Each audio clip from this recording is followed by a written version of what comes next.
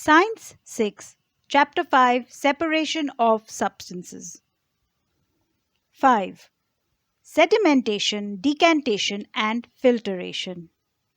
Sometimes it may not be possible to separate components of a mixture by winnowing and handpicking. For example, there may be lighter impurities like dust or soil particles in rice or pulses.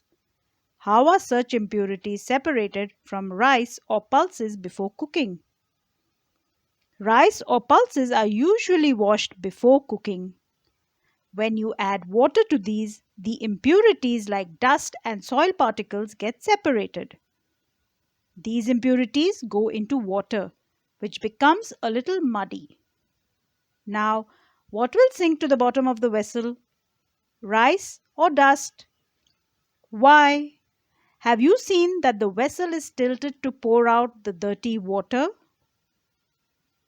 When the heavier component in a mixture settles after water is added to it, the process is called sedimentation. When the heavier component in a mixture settles after water is added to it, the process is called sedimentation. The heavier components form the sediments, and that is why the process is called sedimentation. When the water along with the dust is removed, the process is called decantation. When the water along with the dust is removed, the process is called decantation. Let us find a few other mixtures that can be separated through sedimentation and decantation. The same principle is used for separating a mixture of two liquids that do not mix with each other. For example, oil and water from their mixture can be separated by this process. If a mixture of such liquids is allowed to stand for some time, they form two separate layers. The component that forms the top layer can then be separated by decantation. Let us again consider a mixture of a solid and a liquid. After preparing tea, what do you do to remove the tea leaves? Try decantation. It helps a little, but do you still get a few leaves in your tea? Now pour the tea through a strainer. Did all the tea leaves remain in the strainer? This process is called filtration. Yes, when we pour the tea through a strainer, all the tea leaves remain in the strainer. Which method of separating tea leaves from prepared tea is better? Decantation or filtration? Well, when I make tea, I usually let the leaves settle down using sedimentation. Then I decant the tea, almost half of it, and then towards the end, I put in the strainer to use filtration. So when I make tea, I use sedimentation, decantation, and filtration. Let us now consider the example of water that we use. Do all of us at all times get safe water to drink? Sometimes water supplied through taps may be muddy. The water collected from ponds or rivers may also be muddy, especially after rains. Let us see if we can use some method of separation to remove insoluble impurities like soil from the water. Activity 5. Collect some muddy water from a pond or a river. If it is not available, mix some soil to water in a glass. Let it stand for half an hour. Observe the water carefully and note your observations. Does some soil settle at the bottom of water? Why? What will you call this process? Sedimentation. Now slightly tilt the glass without disturbing the water. Let the water from the top flow into another glass. What will you call this process? Decantation. Is the water in the second glass still muddy or brown in color?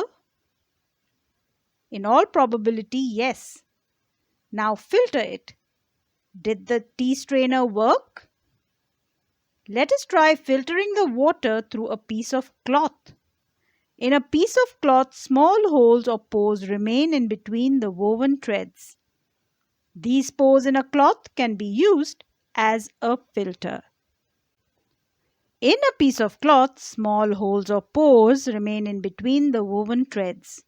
These pores in a cloth can be used as a filter.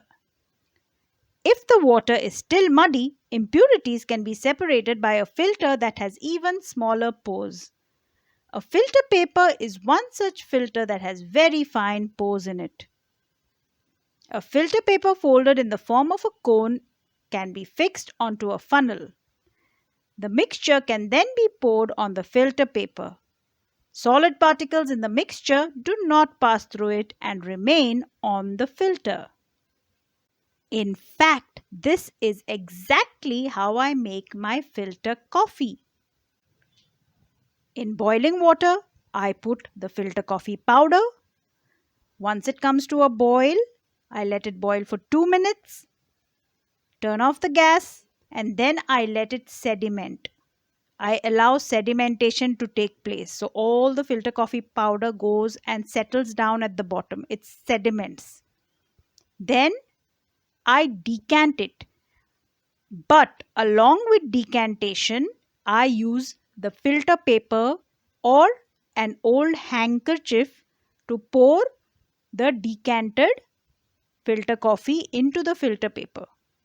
So I make my filter coffee using sedimentation, decantation, and filtration. Fruit and vegetable juices are usually filtered before drinking to separate the seeds and solid particles of pulp. This method of filtration is also used in the process of preparing cottage cheese, paneer, in our homes. You might have seen that for making paneer, a few drops of lemon juice are added to milk as it boils. This gives a mixture of particles of solid paneer and a liquid. The paneer is then separated by filtering the mixture through a fine cloth or a strainer. Do you know what this liquid is called? This liquid is called whey, Whey, and it is a very nutritious liquid. We can use this liquid to make chapati atta, that is chapati flour. 6. Evaporation. Activity 6.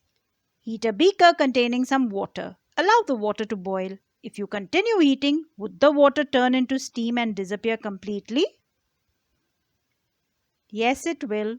I know this because I have kept water to boil and forgotten about it. And by the grace of God, I have reached just in time when the last drop of water turned to steam before the pan started getting burnt. Now, add 2 spoons of salt to water in another beaker and stir it well. Do you see any change in the color of water? Can you see any salt in the beaker after stirring? Nope. Heat the beaker containing the salt water. Let the water boil away. What is left in the beaker? Salt. In this activity, we use the process of evaporation to separate a mixture of water and salt. The process of conversion of water into its vapor is called evaporation. The process of conversion of water into its vapor is called evaporation. The process of evaporation takes place continuously wherever water is present. Ooh la la! The process of evaporation takes place continuously wherever water is present. The water doesn't have to be on fire for evaporation to take place. Where do you think salt comes from? Seawater contains many salts mixed in it. One of these salts is the common salt. When seawater is allowed to stand in shallow pits, water gets heated by sunlight and slowly turns into water vapor through evaporation. In a few days, the water evaporates completely, leaving behind the solid salts. Common salt is then obtained from this mixture of salts by further purification. Sea salt is also called rock salt. When refined, we get common salt. 7. Use of more than one method of separation. We have studied some methods for separation of substances from their mixtures. Often, one method is not sufficient to separate the different substances present in a mixture. In such a situation, we need to use more than one of these methods. So, we use a combination. Activity 7. Take a mixture of sand and salt. How will we separate these? We already saw that handpicking would not be a practical method for separating these. Keep this mixture in a beaker and add some water to this. Leave the beaker aside for some time. Do you see the sand settling down at the bottom? The sand can be separated by decantation or filtration. What does the decanted liquid contain? Do you think this water contains the salt which was there in the mixture at the beginning? Yes. Now we need to separate salt and water from the decanted liquid. Transfer this liquid to a kettle and close its lid. Heat the kettle for some time. Do you notice steam coming out from the spout of the kettle? Yes. Take a metal plate with some ice on it. Hold the plate just above the spout of the kettle. What do you observe? Let all the water in the kettle boil off. When the steam comes in contact with the metal plate cooled with ice, it condenses and forms liquid water. The water drops that you observed falling from the underside of the plate were due to the condensation of steam. This process of conversion of water vapor into its liquid form is called condensation. This process of conversion of water vapor into its liquid form is called condensation. What is condensation? The process of conversion of water vapor into its liquid form. Did you ever see water drops condensed under a plate that has been used to cover a vessel containing milk that has just been boiled? Yes. After all the water has evaporated, what is left behind in the kettle? We have thus separated salt, sand, and water using the processes of decantation, filtration, evaporation, and condensation. We have used 4 processes: decantation, filtration, evaporation, and condensation. Paheli faced a problem while recovering salt mixed with sand. She had mixed a packet of salt in a small amount of sand. She then tried the method suggested in Activity 7 to recover the salt. She found, however, that she could recover only a small part of the salt that she had taken. What could have gone wrong? Can water dissolve any amount of a substance? In chapter 4, we found that many substances dissolve in water and form a solution. We say that these substances are soluble in water. What will happen if we go on adding more and more of these substances to a fixed quantity of water? Thank you for learning about sedimentation, decantation, and filtration, evaporation, and the use of more than one method of separation. Thank you, Lord.